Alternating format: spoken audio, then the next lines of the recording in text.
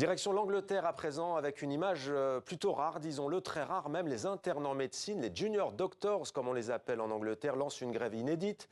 Ils ont cessé de travailler aujourd'hui et pour une période de 6 jours. C'est une durée record pour le système de santé public britannique.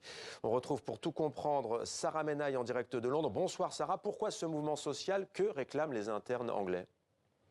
Bonsoir Mohamed. Eh bien, ils réclament tout simplement des augmentations de salaire. Cela fait plusieurs mois maintenant que le bras de fer dure entre le gouvernement conservateur de Rishi Sunak et le NHS, le système de santé publique ici au Royaume-Uni.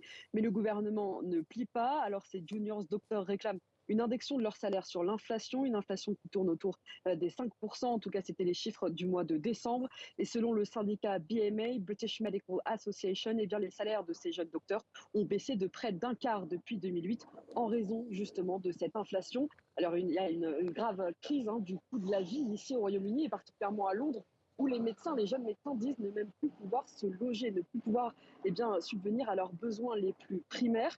Ces jeunes médecins, ils sont près de 70 000 en Angleterre. Et cette grève, finalement, elle tombe au plus mauvais moment, puisqu'au mois de janvier, il y avait beaucoup de rendez-vous dans l'agenda du NHS et le système de santé publique ici au Royaume-Uni peine déjà à recruter, peine à trouver de la main-d'œuvre, du personnel.